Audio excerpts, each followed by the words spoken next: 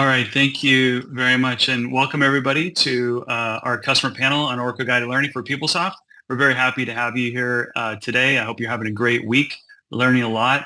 I believe this is the first session on Oracle Guided Learning, so unfortunately, it's a little out of order. I would love for you guys to all get a demo of Oracle Guided Learning prior to coming and hear about a customer panel. But even so, I'll tell you when that demo is coming, and we actually have another presentation on OGL as well. So let me just kind of get into it. All right, so that's me, Cameron McClurg, Vice President with Spear MC. I've been doing PeopleSoft work for many years. Most of that has been as an employee at a couple different organizations, and I jumped over into the consulting world just about a little bit less than 7 years ago, and lead a bunch of different things that we do. Most recently, of course, Oracle Guided Learning. I'm really excited about it. It was a huge sort of revelation to see this tool and what it could have done for me in the support world when I was running support and training and different things as an employee. So I'm really excited about it. I know our panelists are really excited about using it too today. So before we get to the panelists, do a quick introduction about Spear MC and a little bit about us, a little bit about OGL, and then we'll get into our introduction and then a bunch of Q&A today around our use of Oracle Guided Learning. So SphereMC, I'm sure you already know us, but if not, we're an Oracle recognized and specialized partner with our SOC 2 Type 2 certification. We've been recognized by Gartner as the sole vendor on PeopleSoft for OCI managed services. So we're very excited about that. We've had that for a few years. So very pleased with our recognition and specializations. We work within the context of Oracle, whether that's Apps Unlimited, the tech reps, product strategy, and then CSS and Oracle University. We kind of cross all of those worlds and bring it all together to provide a comprehensive view for our customers and bring in sort of value to our customers' use. You could also just call us the Oracle Whisperer. That's how we like to think of ourselves when you can't figure out what's going on at Oracle. We try to help cut through some of that. A little bit about what we do. All PeopleSoft, basically, we focus on PeopleSoft. That's what we do. It's basically why when Oracle wanted a partner to take Oracle Guided Learning out to the PeopleSoft market, they found us and saw that we were already dedicated to training, one of the core principles of what we do in our DNA, but also doing all the stuff with consulting services and embracing emerging technology, all of that. So they came to us as a sort of exclusive partner for OGL for PeopleSoft, and we've taken that and brought it forward to the masses. Really quickly, we're doing a bunch of sessions this week, all PeopleSoft all the time, but I will point out that there's 3 specific sessions on OGL. This one, my colleague Tarun, who is here on the phone, he will be doing a session we're really excited about, a brand new session about integrating chatbots in OGL, which is a brand new session. It's going to happen tomorrow. And then I'm actually doing just a quick one of those half-hour demos on OGL. So we're not actually going to do any demo today of OGL, but if you want to see it in action on PeopleSoft, come back on Thursday and you can see it there at 11:15 Eastern. I think these are Eastern times. Also, training, learning, PeopleSoft education is what we do. It's part of our DNA. So we do have classes coming up, both in the next month, query, open search, system administration, also in the new year. So if you are a financials or HCM, if there's anybody here that does campus, we do have specialized query classes in each of these 3. We're also looking to expand our public classes in PeopleSoft. So look for that in the future as well. All right, really quickly, we're going to talk just quickly. I'm going to just talk about OGL, give you a quick overview, and then we're going to get right into our introductions and questions. So OGL is Oracle's product for digital adoption. So it is a product that you'll hear a little bit from Tony at Kaiser Permanente, who took this product that was embedded in the SaaS applications and Oracle SaaS applications, and they said, hey, could we take this and create one user experience for your PeopleSoft financials customers? And so they worked with Oracle to develop the connections to make that OGL embedded in PeopleSoft so that all of those guides and messages, process guides, task lists, all those things that a digital adoption tool can do where you bring that into the PeopleSoft world and create a very consistent experience that they're getting, their users and employees are getting on the HCM side as well. That's what stealing a little bit of Kaiser's Tony's thunder there, but basically this is connected in PeopleSoft, so it's available to provide all of those business process guides. You could call it training, but we're going to talk about a little about why this is a little bit different than training today. But it's really in the flow of work. It's in production. It's not in a copy of production, a copy of a PeopleSoft environment. It's really in production, which really gives you a totally different experience and really a focus on reducing support tickets. That's really one of the big keys that we'll be talking about today. And we're obviously really excited about rolling that out. SpareMC, we're essentially the designated partner from Oracle for PeopleSoft. We do all of these things at the top as part of licensing. So when you license OGL, it comes through us. And we do these things for you as part of licensing. Installation, proof of concept guides. We do some design advisory with you, as well as like a training workshop. We also have, really excited, we have this very strong and growing special interest group that we do on a quarterly basis. We tie that to the releases from Oracle when they do releases and updates to the Oracle Guided Learning product. So we'll get in there, give you a preview of some of those changes, give you some trainings on how that could apply to PeopleSoft. All that's part of our licensing model. And we do annual assessments and optimization. We also have an ongoing managed services model now that we've rolled out this year that takes all of the starter kit, which is our pre-built material in OGL, and we're making that available through an ongoing services model where we tailor that content to you, we create updates, and we do the maintenance of all those guides for you. We'll even do custom guide build for you as well. The idea with this is that it's a companion for your upgrades and PUM images. So that's a new model that we're doing this year with for an ongoing managed services model. Really quick on the starter kit, and we're going to get into our intros here. Our starter kit, pre-built content. This content is dropped into your environment. It works out of the box. So how do I do things like time entry? How do I do voucher entry or expense approval? All these different kinds of core processing that you would have. We have guides for those things. Now, some of those guides can be used just exactly as they are. Maybe there's some slight tweaks, or you might have very different sort of messaging you want to put in place, which in that case, we'll just build custom guides for you. But our starter kits, like I said, we've got about 200 in each pillar, and those are designed to work out of the box. We put them into your tenancy. They look like yours with your logos, that sort of thing. And then they can be used. That's part of our model for our accelerator for implementations of OGL. And with that, we're going to get into our intros. So we're going to keep our intros a little bit shorter because we're going to talk about our use of OGL within the context of our questions. But Tony, if you want to give a quick intro for yourself, Kaiser Permanente, quick overview of how you use OGL, and then we'll get on to the next panelist.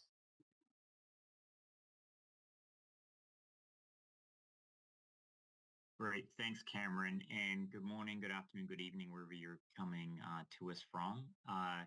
Tony Sholem, Executive Director of the Finance and Supply Chain Products Organization within the Chief Technology Office at Kaiser Permanente, which is if we go to the next slide, please, Cameron, or whoever's driving. We're a large non-profit integrated healthcare delivery network serving 12.5 million members. And we're a large organization. When you count all the employees, physicians, including contractors, etc., we actually have 283 and growing thousand users on our finance and supply chain PeopleSoft on-prem instance that my team supports as one of our core applications and products. And a companion team is we have the Oracle Cloud for HR, HCM as well, and they use guided learning as well. So we'll go into a little bit more when we get into the Q&A of how we got there, but basically our HR team was deploying the cloud, and they said, wouldn't it be great if we could get a common help and guided learning for our users, including the finance and supply chain folks. So I guess we're the one of the OGs in OGL, the original guys. I won't say gangster, but and we worked with the team to say, yeah, we can actually also use the cloud guided learning for on-prem PeopleSoft. And so our users have a common experience now for the guided learning, whether they're using HCM Cloud or whether they're using on-prem finance and supply chain. We have about Awesome. 300 guides. I think it's 600 with branches that have been in production, and we started deploying in 5 years ago now. Actually, I just checked May 2019 was when Mm. we phased in over sort of 6 to 9 months. Yeah, and some of these sites, I think some of these numbers are a little bit old, but generally speaking, Kaiser has an extensive set of guides all across the board, and we'll talk a little bit more about how they look at administration, all that kind of stuff as we get into Yeah. some of the Q&A. And Cameron, just to validate the numbers, because I just got some hot off the press. So of the 284,000 users, and we have about 16 to 18,000 suppliers that come in through the portal as well. Mm. So we have year to date 47,000 active Love people. you. Oh, I love you too. So if people can go on mute, please. So a substantial amount of users have touched our guides or flash tips, smart tips, etc. Yeah, which is great. Yeah, thank you. And there's some other stuff in here. So if you want all these slides, feel free to ping me and we'll get you all these slides afterwards. All right, thank you. And we'll come back to some of this. If it's relevant, we'll come back to a slide and it's part of the Q&A. All right, Pam Ingram. Well, hi, everyone. My name's Pam Ingram, and I maybe went a little more personal about I'm a mom of three. And I always like to say this because of Cameron. He's fascinated by the fact that I do live in a log cabin in the North Woods of Minnesota. But we do have a car and we do have electricity. So we're not completely remote. I've been with Hennepin for over 34 years. And as a part of that journey, I've always been in the financial realm of everything until the last 10 years when I started dipping into PeopleSoft. So for me, you know, my financial experience has allowed me to understand the end user experience and what we need to do.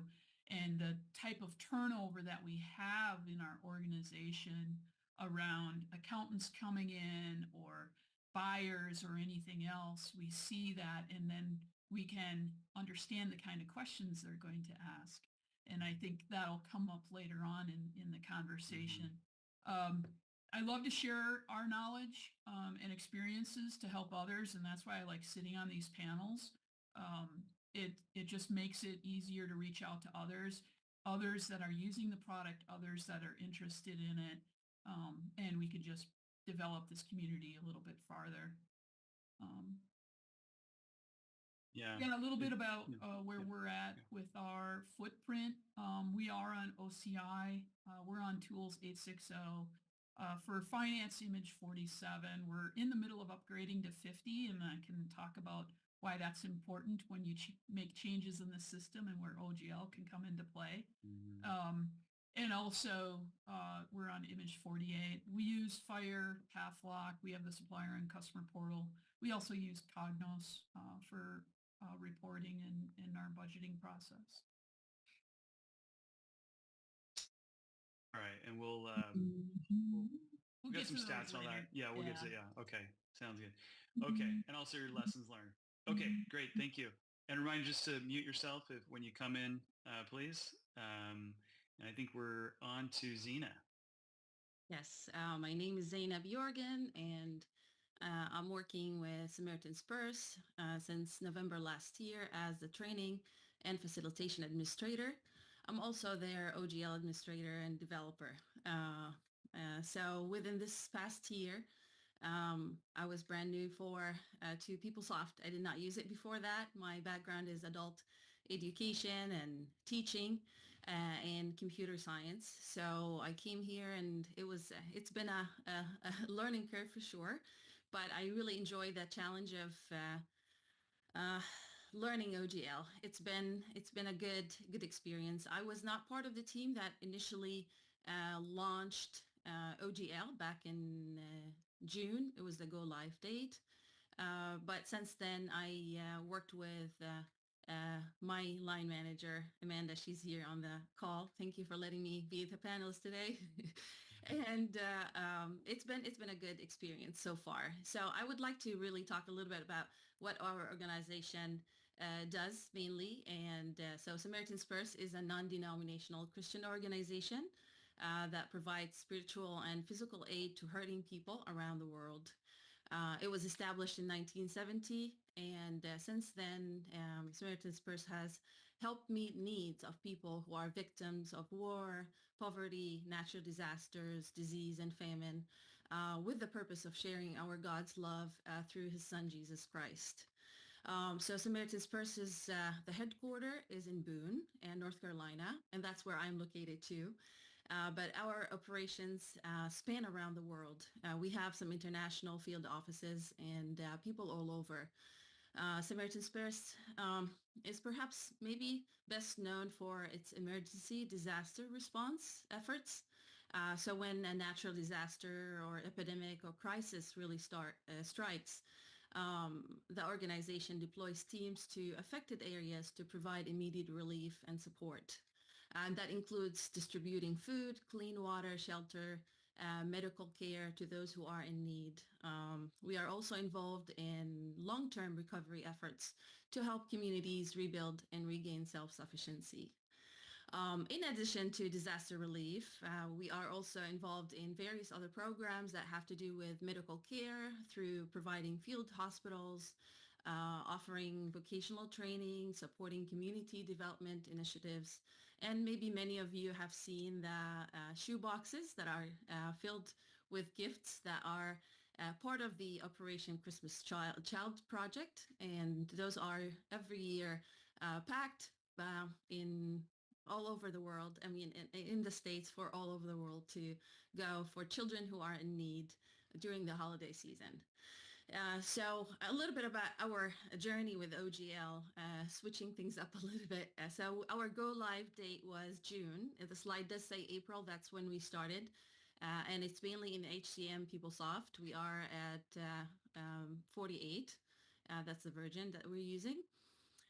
Today, I checked this morning since I was preparing for presenting today, and we have 2,210 active users. And active users, for those who may not know what that means, it's not the number of our users generally for PeopleSoft, but that's who are or have interacted with OGL in one way or another.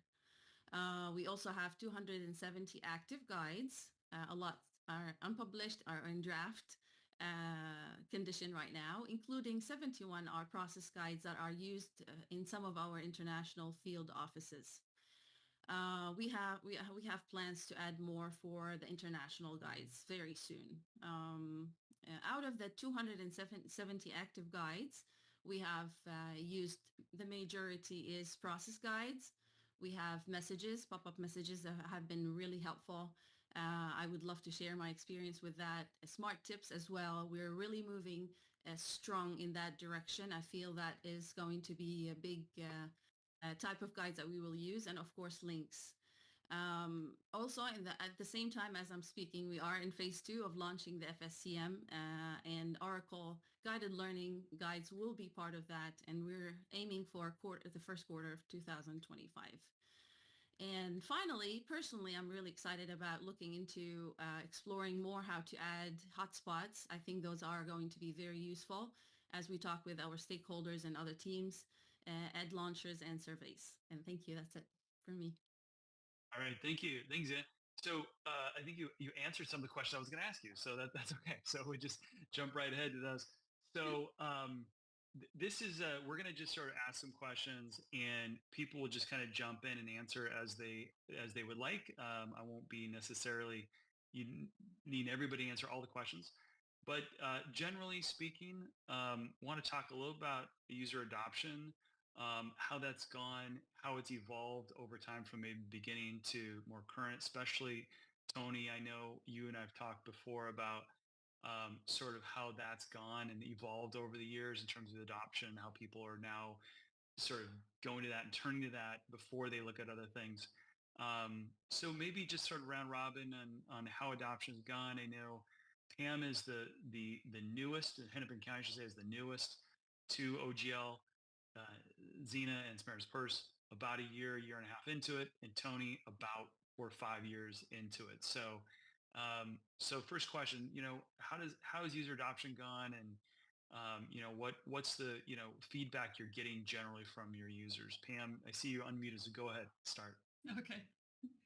Well, so user adoption, I look at this question in multiple ways. One is getting our technical people to say, yes, I want to go this um, version of help versus their old school documents, right?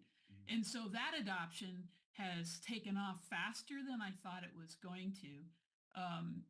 We're government, we tend to be stuck in our ways in many ways, but the actual, yes, I would love you to create this for me so I don't have to, is going really well, especially now with open enrollment starting. Um, that whole process leading up to it, we found, oh, we want to actually, would love you to do this. Um, End user adoption. So we watch the statistics. So that's what I love about this product is the dashboards, and we can see who is using, how many hits we're having, where are they not, are we surprised by some things, and to like Zena said, these smart tips are low investment, high return. Hmm. Hmm. Do you I love this. Do you have an example of something that you were surprised about that you didn't know until the analyst kind of told you about something? Sorry to put you on Well, a spot there. yeah, so I guess one would be in the employee expenses. I don't have a lot of like detailed interaction with our end users, but we have a department that's got about 5,000 users in it, Mhm. and um, they often they have key people that are contacts for employee expense questions in that department, and they get hit all the time about something. And so one of them was as simple as, we want to delete our expense report. It sits there and hangs, and we keep getting all of these questions about it. We put in and Mhm. float a message there, Mhm. and just like that, I checked in with that user or with that lead person just this week to say, how are things going? We've seen a great decrease in people asking us these questions. And so whether it's going to our central help desk or whatever, that part, it was a surprise to me because I didn't know that those questions were happening and being Mhm. hit and covered by someone other than my team. And so that was a wonderful surprise. That's a fantastic. In fact, we have another slide on support specifically, but generally, if we think about training as the goal of training is to essentially reduce support tickets. I mean, that's from the administration side. The PeopleSoft support group is really thinking about how do we get these people trained and how do we get them so they're not calling in and burdening us with the same questions over and over. Then essentially that's what you're doing. You're able to see those questions and turn them into proactive smart tips. And that's really that's it. That is the goal. Yeah. And so I love that. I love that that story. In fact, North Dakota was one of the first ones to say we were able to do that too. It was actually a bug that was causing problems with people calling in, not about not how to do something, but actually causing a problem in the system. And I know they weren't able to join us today, but they would say that that was a huge thing for North Dakota as well. So thank you for that. Zena, Tony, user adoption. Yes, I think we are still in the initial, honestly, phase of even bringing users in. It's more of a word mouth at the moment, honestly. It's something that is on our plan for this coming quarter to start reaching out and making sure that the users know how to use it. It took us a good amount of time to start with our initial process guides for specific area. We have a lot of different types of users, I want to say. Yeah, we have the ones that are domestic, they have international, their needs are really different. So we are still in the process of um, reaching out to all of ours and make that change. We are live, Yeah. we actually have the users, but that's where we are right now. And the great thing I would say about OGL is that you can choose to just leave it there as a library that people can access. But Mhm. if you're not getting the adoption, you essentially can go proactively and push something out to them with messaging or with the smart tips to say, hey, check this out. There is a guide to help you do this thing. Versus the traditional model of the user says, I need help and I'm going to go get help from some repository. Now you don't have to wait for the user to make that call in their head. You actually push stuff to them with messaging and smart tips. So you can choose a philosophy, I guess, right? To say, we're going to leave this out there, let people adopt it on their own, or we can go a little bit more forceful. No, Mhm. actually, we need to get the message to people. We want them to do this thing. And maybe that plays out with suppliers or people coming in. Tony, how does that work for you guys? Yeah, we as I mentioned kind of briefly at the start, we jumped in kind of full force on this and wanted to have a common platform. So we actually stopped all developing all training guides, etc. If asked or for specific areas now, we will only develop like a 1 to 3 page FAQ for very specific um, stakeholder groups or processes, but we use Oracle Guided Learning actually as our training approach too. So we do proctored training with the guides for new markets or new users that are coming on, new functionality.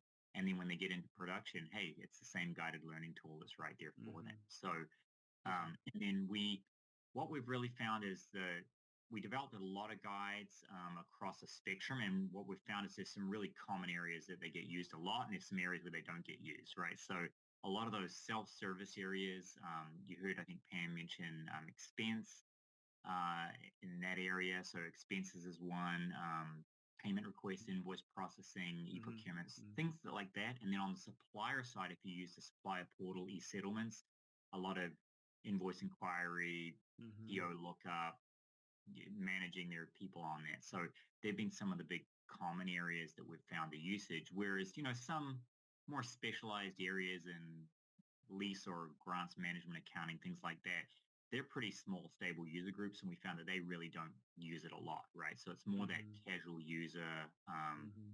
self-service type functionality.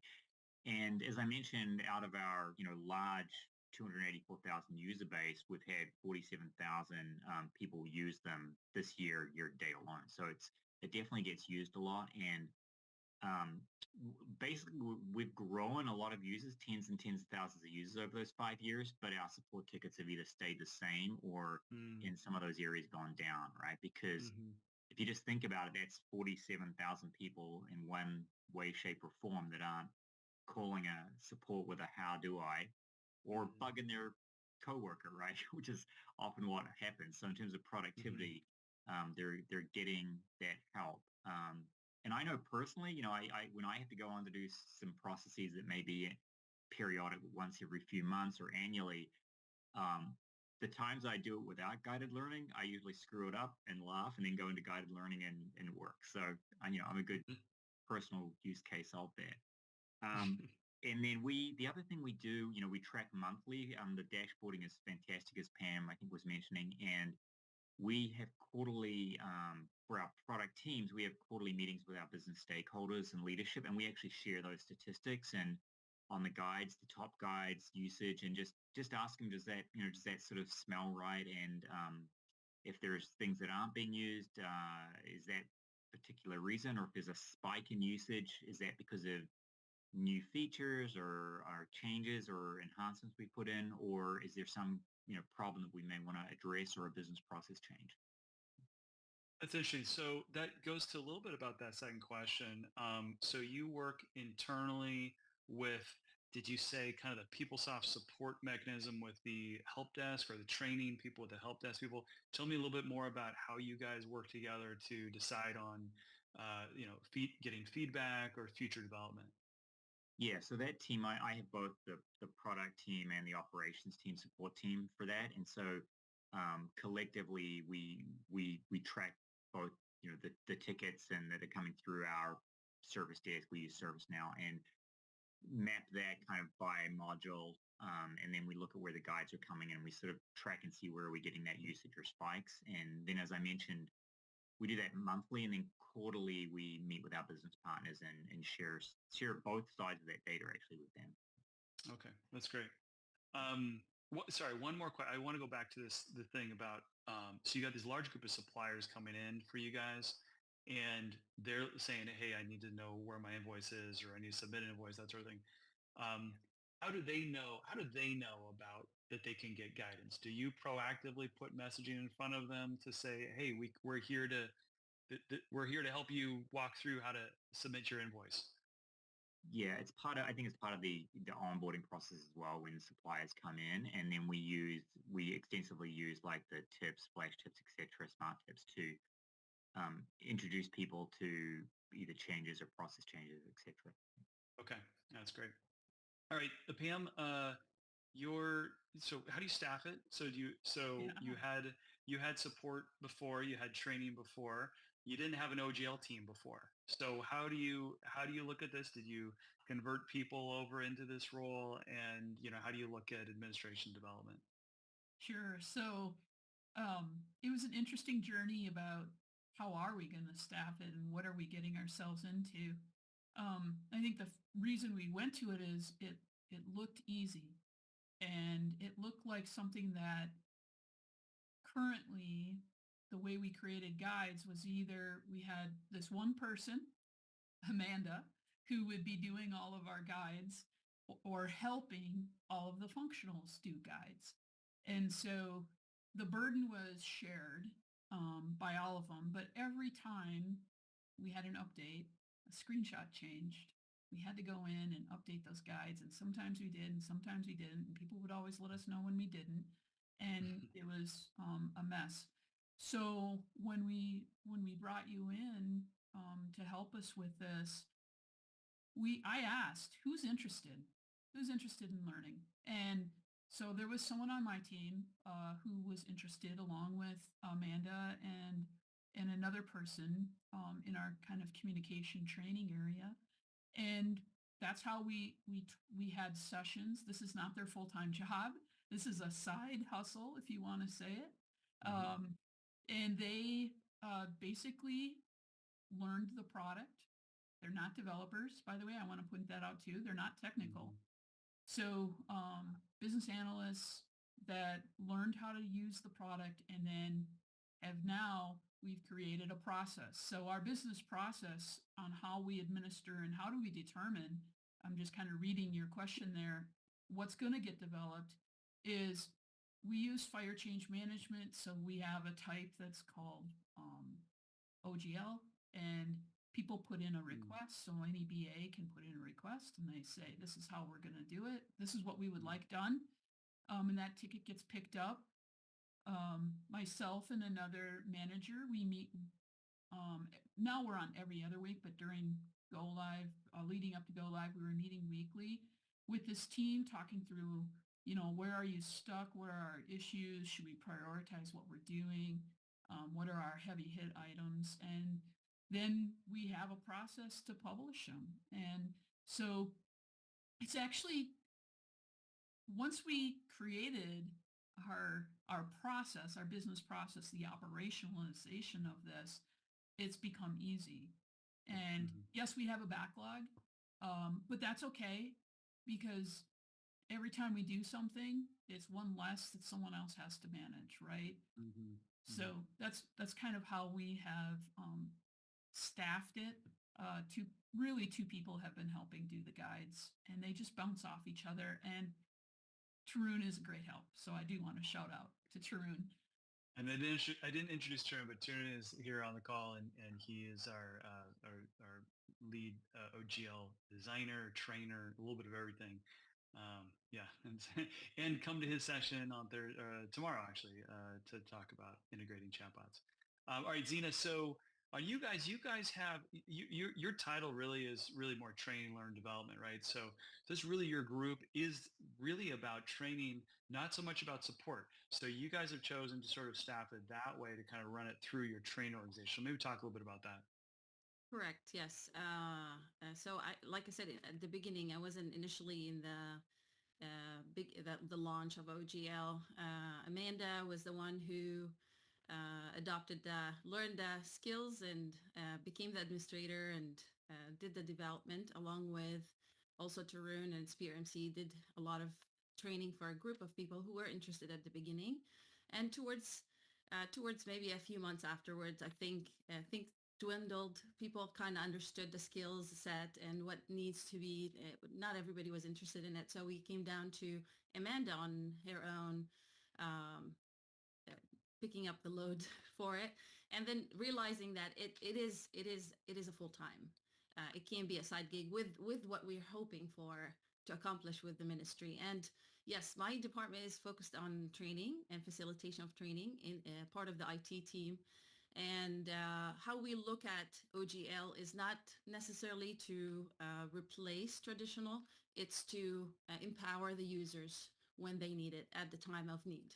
Mm. So we have not necessarily looked at it. That's not our plan or philosophy at the moment. Now, I don't know how things will change, but at the moment, Mm. it's been a supportive training. So we do other kind of training as well in addition. But we're pushing for uh, sometimes the process guides are not necessarily the best way to do. So we are pushing more into pop-up messages that will lead you to where the training is. That is for engaging or more in detail, etc. Things like this.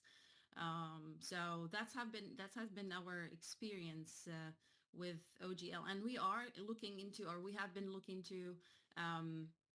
Growing. We know that we have a couple of other applications that we want to start thinking of using OGL in it. So we know that it's not a one-man show either.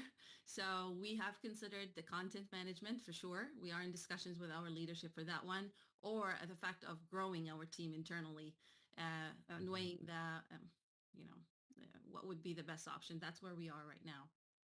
So you kind of segued into traditional training. So that's our next slide. So talking about training and sort of your view on training. So this is kind of a philosophy, right? So it's a little philosophical. Maybe for all of you, if you look at sort of what you did traditional training. So Tony actually talked about this earlier. Like we're not actually doing traditional training documentation. If we're asked, we do a couple of a couple page guide. If it's got to be a VIP, I would assume Tony that asked for that. Um, Pam, how do you guys look at traditional training and document authoring? Is it changed your view about training versus digital adoption? Well, I think we are still trying to get our feet underneath us with that, but we had these guides out there and we would have people self-service. Go here in SharePoint, go find the guides and do that. Or they were reaching out to my team. Now the plan is I'm hoping not to ever create another guide, nor do Mm-hmm. I want to update them. And Mm-hmm. an example would be with we're in the middle of doing image 50, and I said, okay, well, our normal communication is we send this email out to everyone. How about we just float a message that we're going to Mm-hmm. be shutting the system down? I mean, Mm-hmm. start changing how we do things, Yeah. and it was like an aha moment for some people when I said it, and it's like, why waste all of that energy when one person can just float the message and we can make sure people get it because they're logging in and they have to see Right. it and they have to click off. So um, we don't have, of course, we were not near as many guides as Tony or Zena yet. So our plan is not to update the existing ones, but to convert them as we get to them. And when there's new enhancements, we're going to go to an Oracle guided learning tip or process guide instead. And we're, like I said, we're leveraging those more for open enrollment this year. It's just from a little bit from my background, having done many upgrades as an employee doing that as an employee of different organizations. Change management is something I didn't really think too much about. I thought about, okay, we got to make sure that this upgrade goes in bug free. We got to make sure we have training documentation that we get out there. We push it out through email. We get it brown bag lunches, whatever we can do. And then day one, inevitably, people are calling you. What happened to my system? Where do I do stuff? And so, change management's a thing that it was always sort of an afterthought from my perspective as a system administrator. Tony, what do you guys do? Do you look at it as a part of your organizational change management strategy, or a tool at least to facilitate that? Yeah, absolutely. And I think you kind of summed up how we're doing it. We basically took that pretty firm position because at that point in time, 4 or 5 years ago when we were doing it, it was going to we just couldn't scale. One, we couldn't scale to support new users all the time, growing with our team that was sort of optimizing and getting more efficient to go into the maintenance mode type approach, Mhm. right? And with that massive user base, and then uh, secondly, it was going to cost us significant, over $1 million to update our training UPKs and stuff as Mm. we went through an upgrade, and started doing some of the fluid type modules and approaches and homepages and stuff. So we basically jumped all in at that point, and we did have resistance, and to this day, we'll still find some person will say we'll find out through the organization that they've gone and printed out a 120 pages Good of job, Ed. every guided learning screen to make their own Yeah. bot, and they'll come to us and say, will you maintain it? We're like, absolutely not. This is how the Right. strategy, and we can't stop you from doing that, but we highly discourage it and think it's inefficient, right? So Yeah. and to your question about the QRGs, typically the QRGs are for areas like heavy in like supply chain or warehousing, or things where it's for people that want to print it out and may have people coming in, different people Mhm. doing that job or function, versus your typical casual user that would just use the online Mhm. guided learning. Yeah. Right. Right. And Okay. I was just going to I guess support what was being said in terms of the implementation. We um, in maintenance mode, we're only about half-time resource across a couple of resources. And I think Pam mentioned the word, what did you call it? Side hustle, right? So it's kind of a side hustle for those Mhm. resources now. During the implementation, it was, again, given our size and scale and number of guys, it was about 4 people, that's with Oracle doing the initial development, but we had to change a lot of what they did initially. And then we've got some new functionality coming in. We actually didn't go on to Fluid ePro because we've got a lot of customized solutions in that, and we're going to do that next year. And so we'll probably put, for a period of time, a few months, probably 2 people on that, just to really go through that and test it and do the development, etc. So, Mhm. maintenance mode though, it's really a side hustle, as you've heard, folks. Mhm. Okay, that's great. So we talked a little bit about support. So we want to focus on support. So Pam talked about sort of some of those questions that were coming in to help desk to her group. Those are kind of being changed. Tony, I know from previous conversation with Teresa, actually, she said that most of the how-to questions aren't even being asked anymore to the help desk. Zena, why don't do you, what do you think in terms of like support? I know you're part of training, but are you seeing are you hearing any kind of positive impact on a reduction in any kind of support issues? Uh, so, you know, I didn't really get the chance to connect with the help desk people since I was assigned this to tell you the truth. But No uh, worries. as far as tickets, from the direct person that we funnel the requests through, I had a conversation with her today, and she has an idea of the domestic tickets. I don't know much about the international to tell you. And she said, as far as the process, yes, they don't have as many. It's more of the technical. Something has to do with PeopleSoft itself. So that's a good sign Mm, for me. But the description that Tony had talked about, how they work on monthly basis, we meet with you have like by module. That is a plan for me to reach out and sit down with the help desk. It's part of me. I'm still onboarding. It's been a year. mm, So mhm. learning the gig and getting to, but that is definitely the a good approach for our organization would be as well. So that would be my plan. Yeah, I think um, of all of our customers, most of them, what we're hearing is they're taking people who already had some job within the context of support or training, and those are the individuals who are just adding this to their skill set to support what they were already doing, right? I don't know of anybody that's actually hired new people to support OGL. It's always been a transition of people that are now more effective with this tool in their hands, doing what they were always doing before with support or training.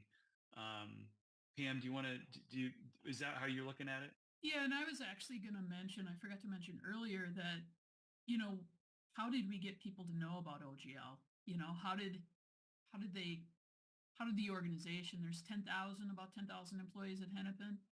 And so we've been socializing the whole concept prior to leading up to going live. So whether it was at a department CFO meeting where you have, 30, 40 leaders, financial leaders there. I did a demo a few times showing them how it works to get them familiar with it.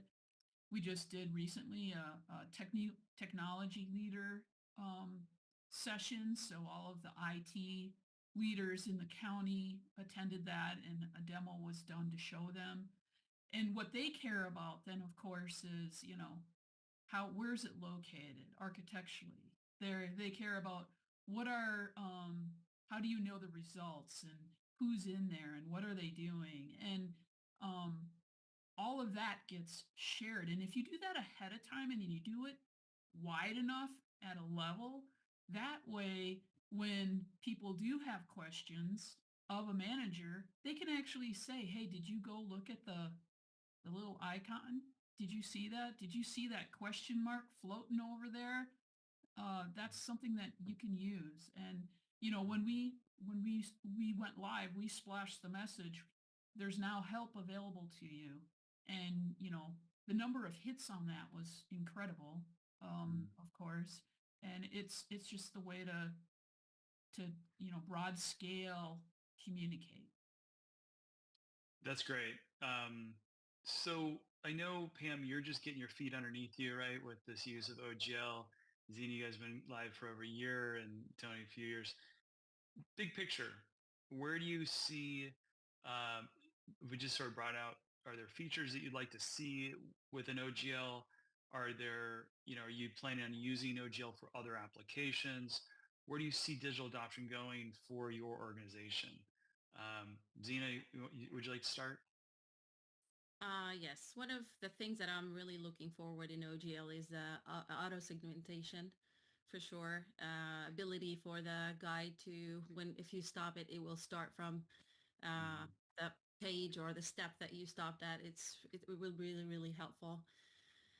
As far as within Samaritan Spurs, just the way we have implemented it, and I don't feel like I have a good handle on, yes, what are, besides the feedback, we have feedback that is implemented so I can see the dashboard and stats. But as far as does all of our users know what are the pressure points around the year, etc., I would love to implement the hotspots for me to Mhm. give me an idea of where do we need to what kind of messages do we need to pop up, and things that even the team members, BSAs I'm working with, may not be aware of those things. So Mhm. that's what I'm really looking forward on my roadmap, as well as using we have FSEM implemented, so we will be part of that. It's a big project that will be in the next 2 years, really applying Mhm. that for domestic users and international, as well as we have two other applications that are built and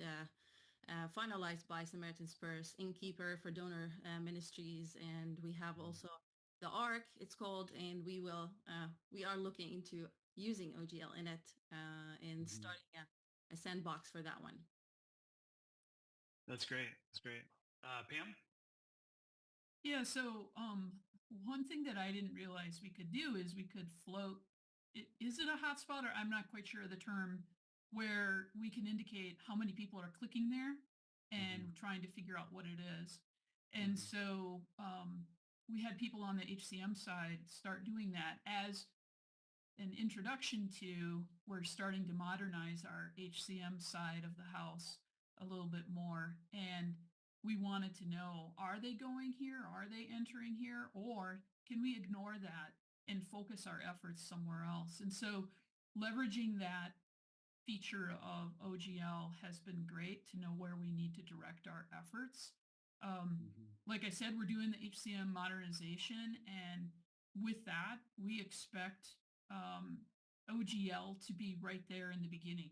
So as we implement something new, or we change something, or a business process changes, we're going to leverage that before we do anything else. So Yeah, it's so I'm glad you said that, because I talk to so many people. I do so many demos of OGL for people, and they're all so excited about it, and they go, "Oh, we can't wait to do this, but we're right in the middle of an upgrade, so we're going to do it after." And I'm like, "Wait, hold on. Do you understand the value of this thing? You need to do it like." So I'm thinking all three of you guys are nodding your heads. That is when you need it, is when you're doing those big change management or implementations. And I fully understand that it can be effort. You got to put effort in, but that's really the value of having that available for those big changes. So yeah, thank you for pointing that out. Tony, where do you see digital? You guys have been on it for a while. You've not just done PeopleSoft, but also in your Cloud HCM environment. Where do you see digital adoption going? And are there things that you'd like to see? Yeah, I think where we're at now, kind of in a mature state, is where we're using it more and more as there are business process changes or new features coming in, the dirty word enhancements or customizations, if and when needed.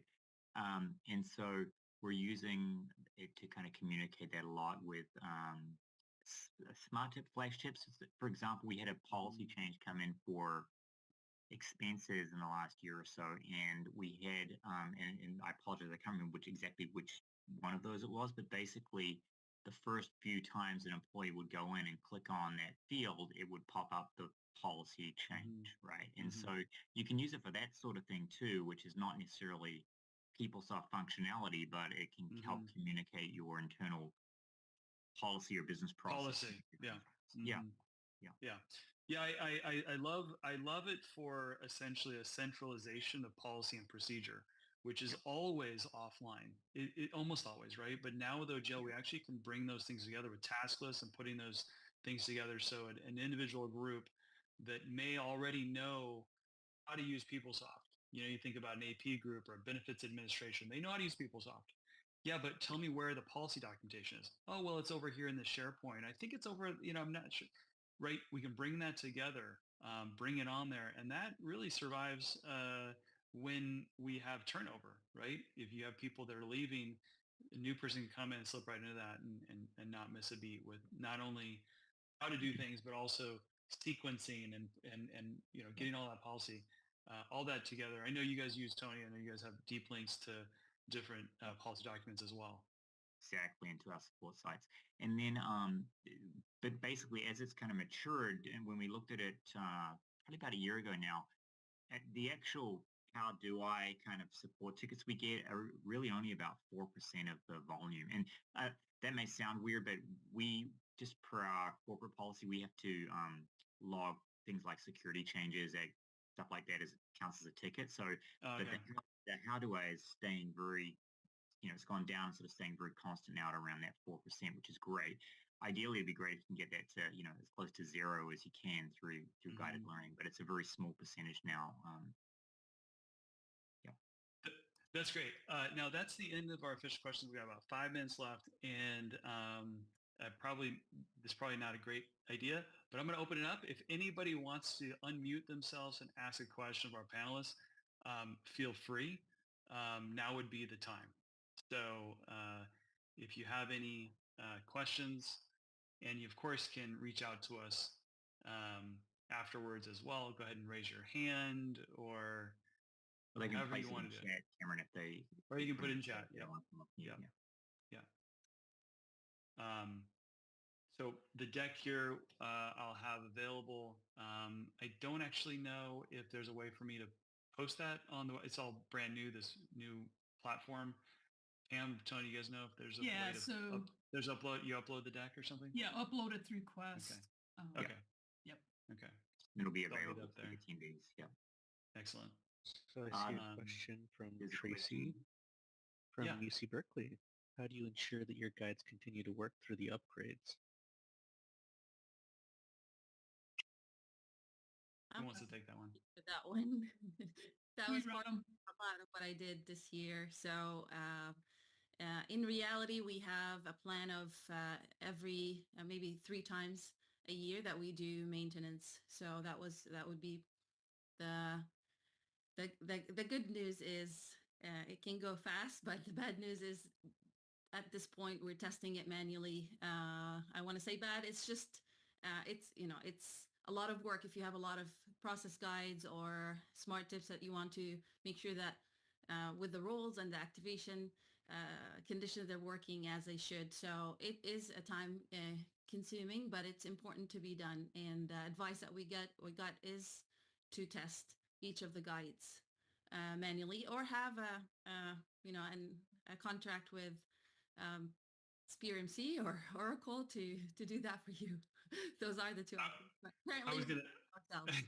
Yeah, I was gonna. I have an answer for your question, Tracy. Tracy has an RFP open right now with UC Berkeley. Um, so yeah, and actually I was gonna ask this because Tony, you've gone through a couple of PUM updates. Generally, what we're seeing is that the PUM updates are not as impactful as People Tools upgrades. What do you want to comment on that? Yeah, or Pam, you want to and comment? Pam's nodding too. Yeah, and we just our organizational cadence. We do an annual PUMS updates one, and so we just went in every September we do it. So we just went to 49 on and tools 860.10 or 1, whichever it is, and it's just part of our cadence there. We check to see what are those new features that are coming in and or changes to features, and then we will test those relevant guides. Yeah. Pam? Same. Yeah, so we're in the middle of going to image 50. And so for us, that's what it's up to the functional to make sure that the guide is working.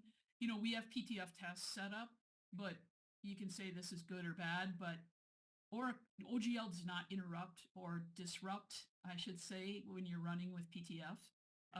But you also can't use that to make sure that your guide is working correctly. So it requires a person to validate. Mm-hmm. We Yeah. Do you? sorry.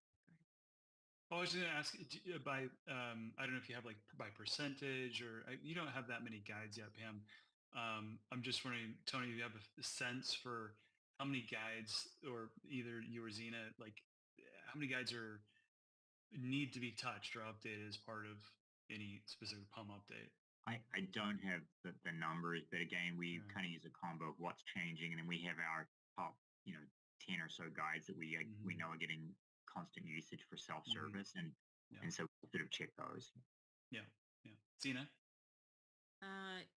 Yeah, I don't have a percentage honestly at the time, but I did want to say that in addition to us doing the testing too, we have the feedback that we utilize as well. So coming at checking that every month or every 2 weeks to see what guides might not be working.